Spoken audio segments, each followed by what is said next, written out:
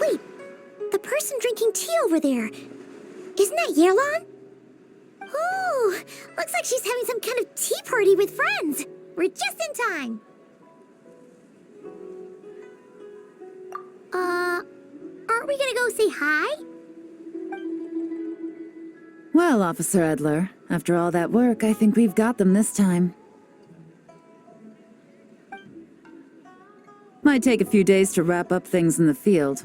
In the meantime, I think you've earned yourself a break. Much appreciated, Miss Yelan. This case really took it out of me. 13 strongholds. One thieving weasel after another. We rounded up so many people, you almost start to hope a few were innocent, just to balance it out. I'm just glad we finally took down these crooks. Anyway, I'm gonna drop in on that old classmate of mine in Chaoying Village and reminisce about old times. Don't forget to take some tea and dim sum back to your friends at the Maison Gardiennage.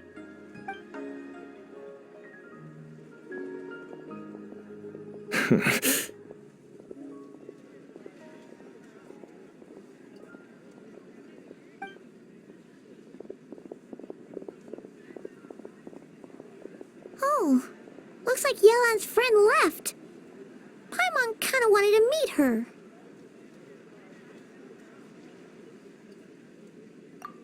Ah, another pleasant surprise. Traveler, Paimon, take a seat. Excuse me, a pot of your finest Yunlai white tea if you would, and 2 more place settings. Now, judging by that expression, I assume you came over to ask about the 2 spies that were just watching us. Ah! Spies? What spies? There were spies around here just now? Oh, more than that, I'm sure. I bet they already sent someone to tail Officer Edler. Anything to foil our operation. Ooh, so you're tracking down some criminals? They've got some nerve spying on you like that. Pretty bold if you ask Paimon. Well, those tend to be the kinds of cases that cross my desk. If I could leave it to someone else, I would. I could have been on vacation right now.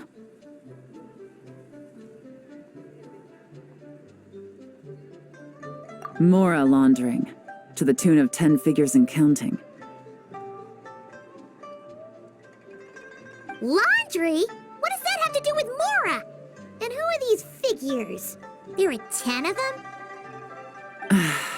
In layman's terms, a certain merchant in Fontaine possesses a large amount of Mora obtained through illicit means. But it's easy to get caught when you're moving that kind of cash. So you cover your tracks, create a front to avoid detection, and what do you know? Your illegal Mora now looks completely legit. And this merchant's front of choice? Fine art and antique auctioneering. He buys goods from all over Tevat, brings them back to Fontaine, and rebrands them as pieces of fine art, driving up their price in the process. Then, when the items go to auction, he buys them up at their inflated price with his own illicit funds. And through this exchange, the proceeds he receives in return are clean. This process allows him to legitimize his illicit wealth. He even launders Mora for other criminals as well, a business which earned him the title, the Dark Financier. That's to be expected, I suppose. In Chenyu Vale, you can get your hands on exquisite antiques without breaking the bank. Tea sets, porcelain, jade, statues, all easily marketed as pieces of fine art. Liyue goods being used in illicit underground schemes poses a real threat to our trade standing in the long run. So, instead of getting to enjoy my long-awaited vacation in Fontaine, it's back to work for me. Okay, Paimon thinks she gets it now. It's like moving Mora from one hand to the other. In other words, just disguising where it originally came from. But if you know what this merchant is up to, shouldn't it be pretty easy to catch him? You go to the auction, wait for him to appear, then nab him right as he goes to purchase his expensive piece of Liyue art. Not a bad plan, Paimon. But there are too many loose ends. If you were the mastermind behind this whole scheme, would you really expose yourself as the face of the operation? Oh, yeah. You wouldn't want to be seen doing the dirty work. You'd send someone else instead. Like, if Paimon was the bad guy, she'd send the Traveler. No, wait! Even if Paimon turned bad, the Traveler would never... Paimon would need, like, a group of minions or something. Oh, Paimon gets it now. Even if you track down the goods, if this dark financier guy isn't the one doing the buying at the auction, you won't catch him. It's not just a matter of who's at the auction. You also have to source the goods, transport them back to Fontaine, get them to the auction house, none of which are tasks he performs himself. He has a whole crew to hide behind. Tracking down the goods is already complicated enough. They change hands so many times, the trail is almost impossible to follow. So the most logical course of action is to play the long game.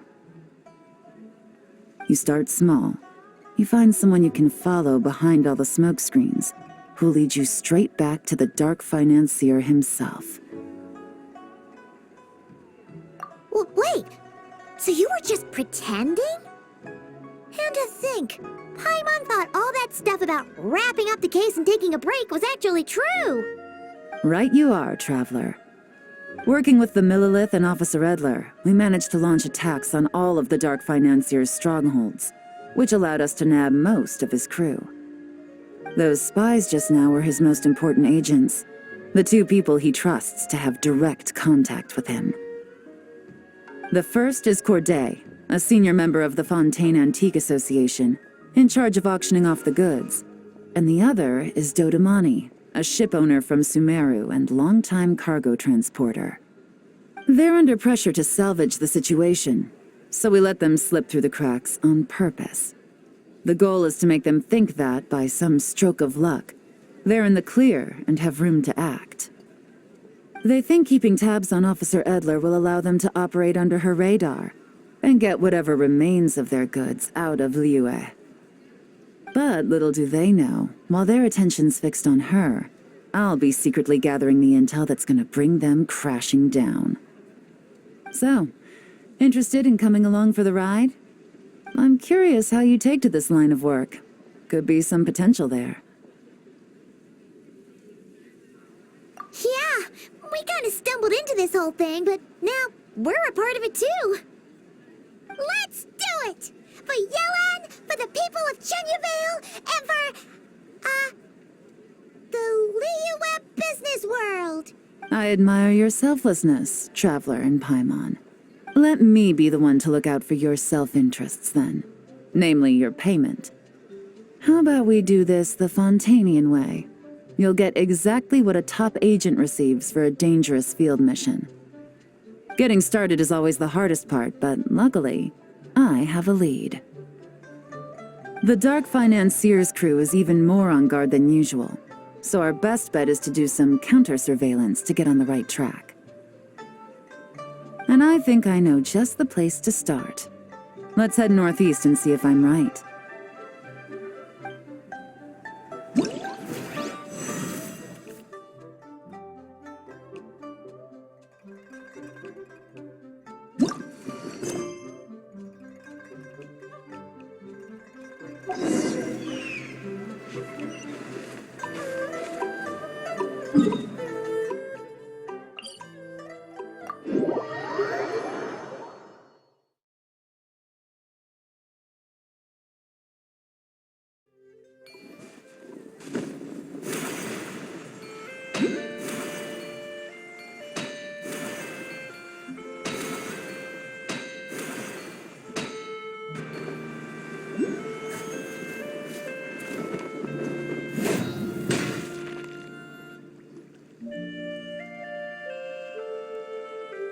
All right, let's start our investigation here.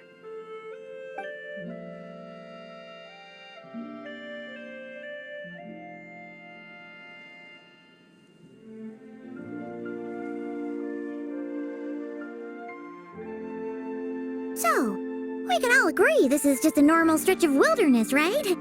Paimon doesn't see any bad guys to nab around here. Well, it didn't take long for you to understand our role here, Traveler. Thinking like a top agent already. Impressive. Like I said, we need to start small. If we want to track down the man himself, our best bet is to start with his goods. So right now, finding his stock is our #1 priority. And to do that, locating his hidden stronghold is imperative. Which brings us to why we're here. Pretty good vantage point from up here, don't you think? Huh, guess so. Paimon can see the port of Elong Wharf, the boats in the distance, and some kind of tower. What's that for? It's a lighthouse. The Millilith use it to monitor the situation at sea. In addition, the flashing of the light can also serve as a means of communication. Oh, let's hear it.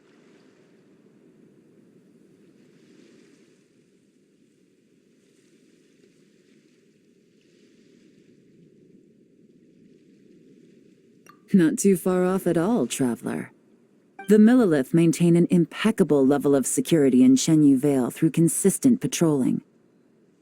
This location offers a perfect vantage point to observe their lighthouse signals and deduce their patterns of behavior, which is a huge help if you need to move goods under the radar.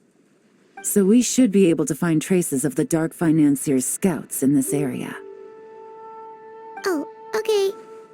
Paimon doesn't quite follow, but she'll take your word for it. It's simple. Just take this forensic imaging device and investigate the surrounding area.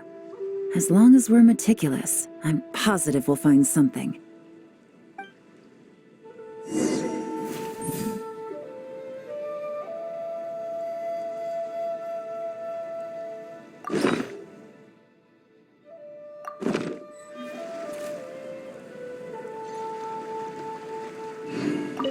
Well, all set? Remember, an eye for detail is key. Clues are often hidden in plain sight.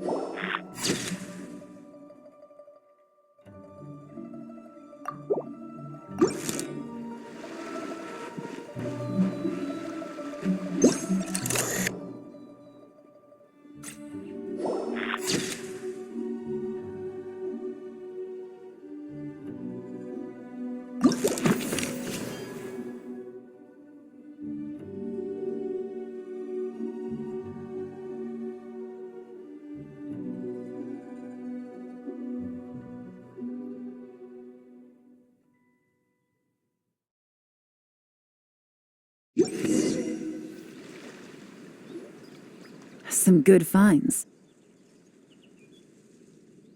Whatever door this key opens could be critical to the investigation. And this carrier pigeon tube contains several coded messages.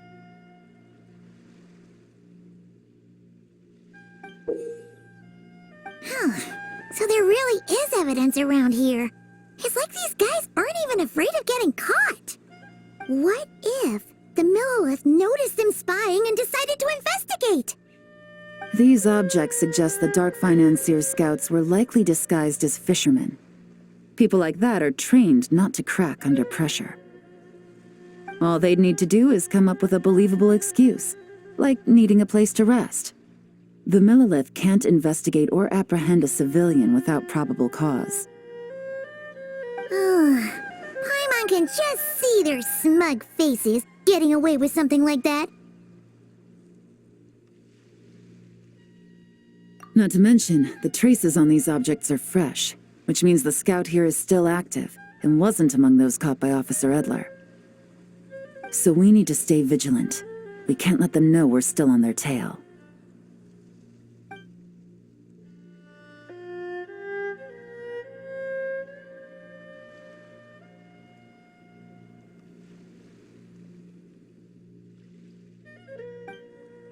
I had a hunch this area was being used as a lookout, and I was right. But that still leaves the question of where the goods are hidden. Any ideas?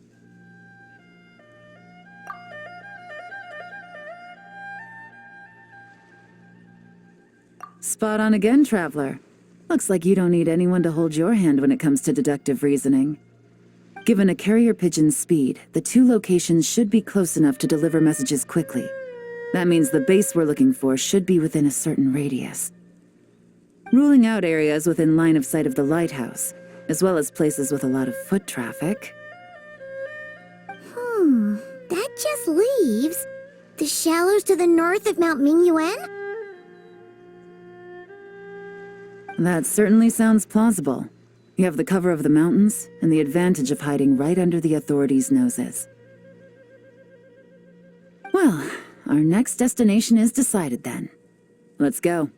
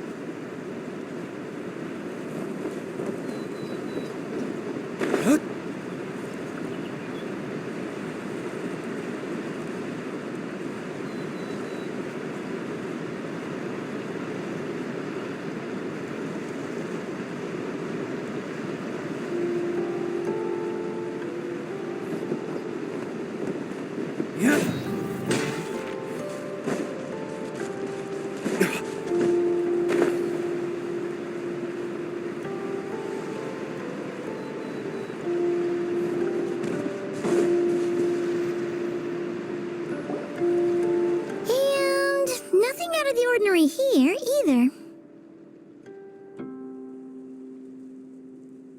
That's right. No detail is too small to investigate. I believe in you.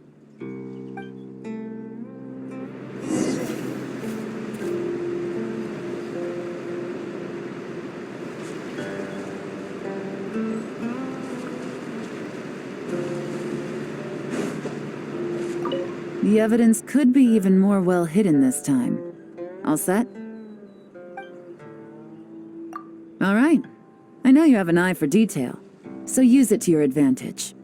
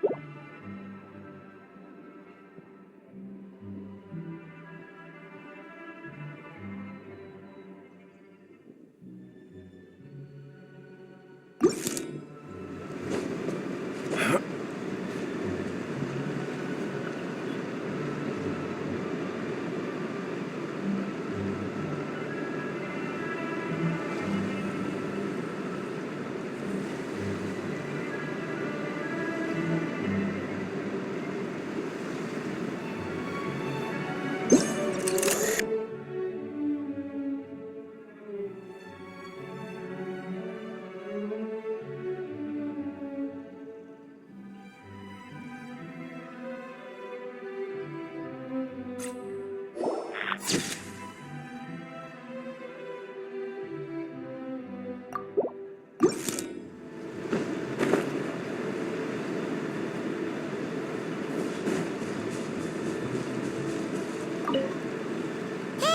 don't forget about the investigation. We shouldn't leave this area.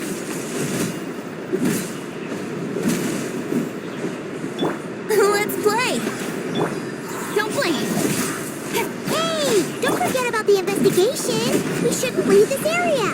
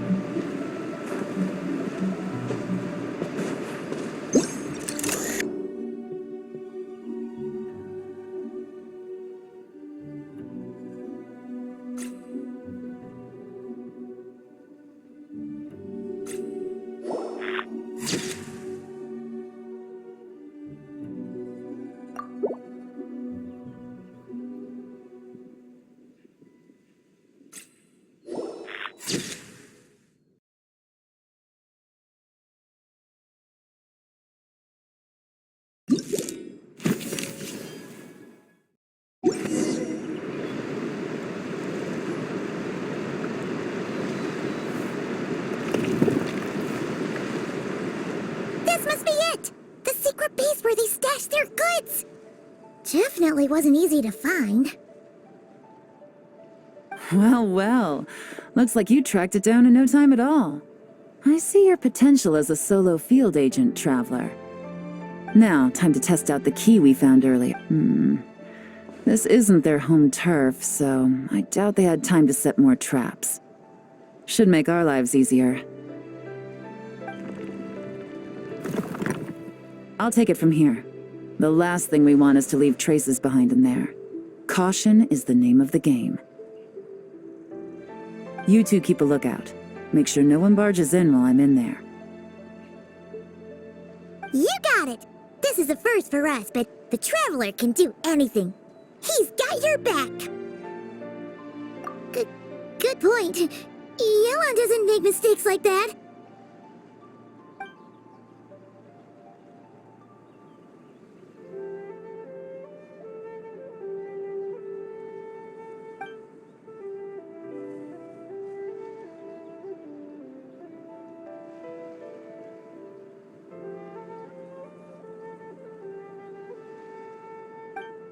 All right, that's done. I've noted the features of all the porcelain items, vases, and teas stored here. We need to keep a lookout for these features at the auction and pinpoint the person attempting to purchase the corresponding goods. Then, we can let them lead us. Wow, that was fast! You must do that all the time, huh? Now, we wait. There are countless auctions in Fontaine. We can't possibly monitor them all. Besides, that would be a waste of personnel. I'll continue to conduct surveillance in the area, keep tabs on the situation, and attempt to decipher their coded messages.